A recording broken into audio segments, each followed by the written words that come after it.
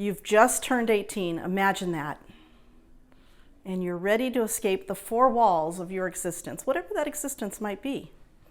But if you're an Israeli youth, a male or a female, when you turn 18, you will be required to join the military.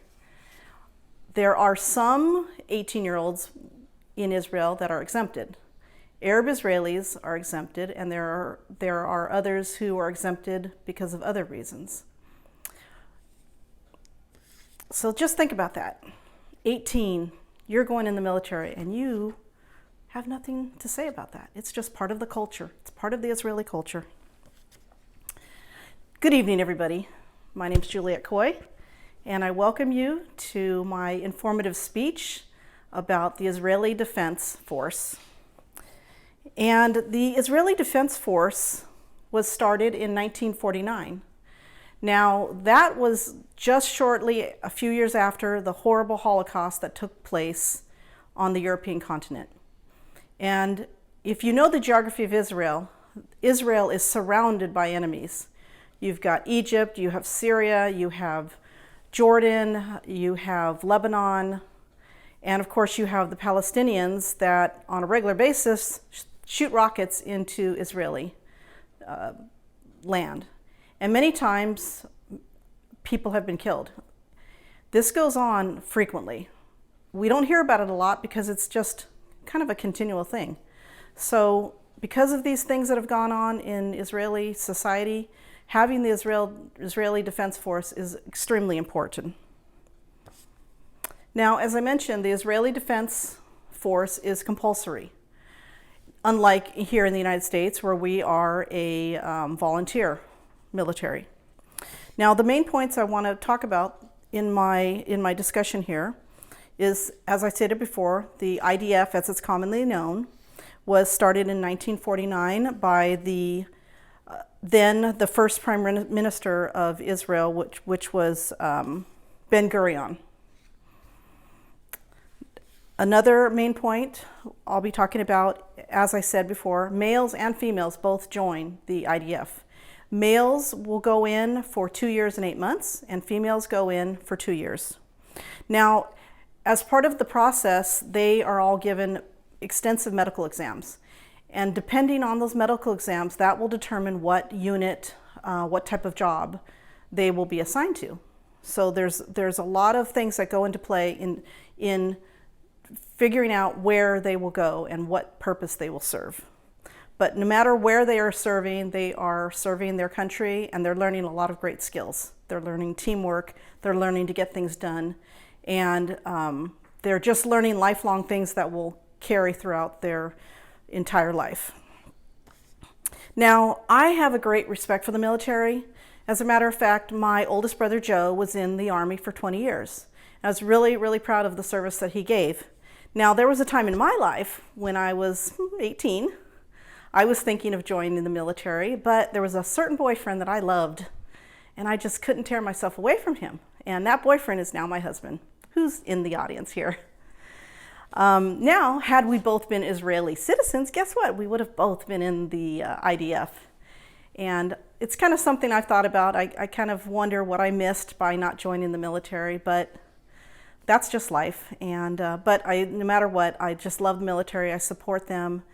And that's really one of the reasons why I wanted to do this speech about the IDF. It's such a fascinating thing that the people there are so cohesive that the vast majority of them willingly go in without any objection, and they serve their time.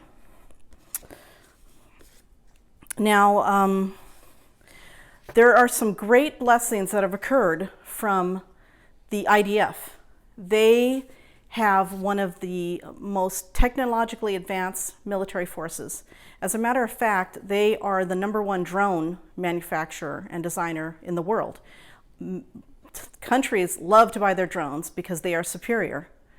And so that's just kind of an offshoot of their constant military presence, is that they have developed fabulous military technology. As a matter of fact, there was an article in the New York Post by Yaakov Katz, and he talked about the fact that Israel has one of the absolute highest technologically advanced militaries in the world. Another key supporting factor of the IDF is there is a very exclusive, I'm trying to think of the right name for them. They are an elite commando unit called the Sayeret Matkal. They're secret. We don't know a whole lot about them, but what we do know is they are considered one of the most top elite commando units, and they keep Israel safe. They keep terrorist activities from happening. And there was an article in the Economic Times publication that talked a little bit about the Sayeret Matkal, but just letting basically everyone know that they are top-notch. They are very elite, and many other defense forces look up to these commandos. Another point that I found in my research was from David Copeland with NBC News. There's an interesting thing going on in Israel. There's actually a lot of Arab Israeli citizens joining the IDF.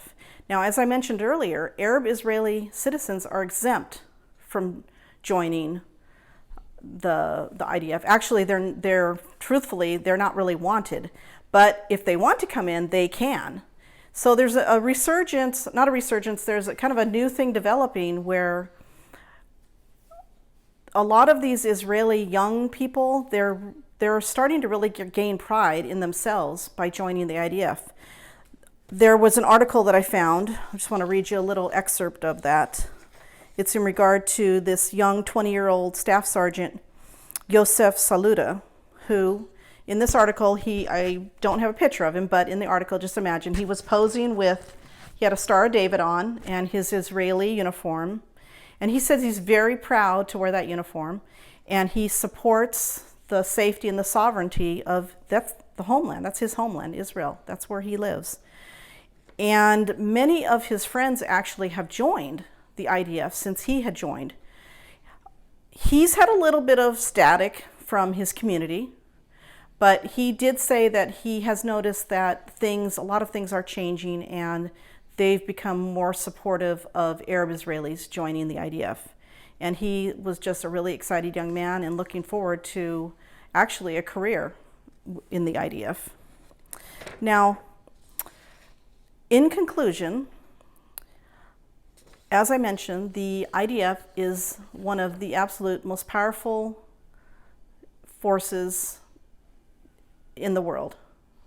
Very superior. And they have a full complement of pretty much every sort of type of military hardware. They have helicopters, they have jets, they have small warships called corvettes that patrol, and they of course have tanks. As I mentioned, they have superior drone systems. They have a lot of robotic systems, and that technology is actually feeding out to a lot of other militaries throughout the world. And another thing I just want to make mention of is when I said that young men join for 2 years and 8 months, actually after their compulsory service ends, they will join the reserves automatically, and they will be in the reserves up until they're 50 years old.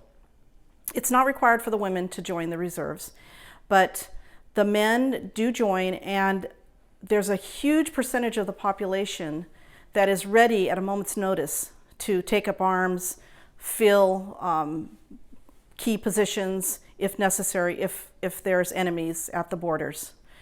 And at any given time, about 65% of the IDF is actually comprised of conscripts, and the other 35% are career soldiers. But it's a very strong, very cohesive fighting unit. In the beginning, I started out by saying, imagine you're 18 years old. Now, none of us in this room are 18 years old anymore. Some of us are a little further away from some of us a little closer.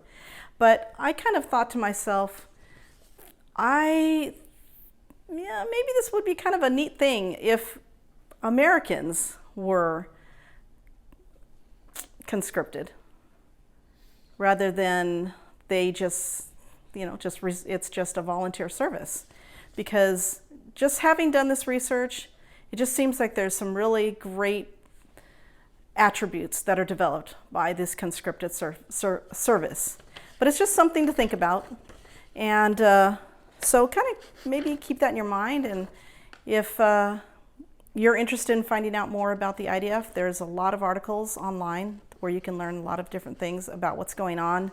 I found numerous articles that educated me, and it was very, very fascinating. One last thing I just thought about is that I'm actually really thankful that the IDF was formed, because truthfully, being the fact that Israel is surrounded by enemies, I really think there's a good chance that had they not formed the IDF, the Israel we see today, that's very strong, very prosperous, highly educated citizens, there's a good chance that that wouldn't be the situation that we have right now. So I'm really thankful that the IDF was formed, and they are actually a great example to a lot of societies around the world. So I just want to leave those parting thoughts with you, and I thank you for joining me in my audience.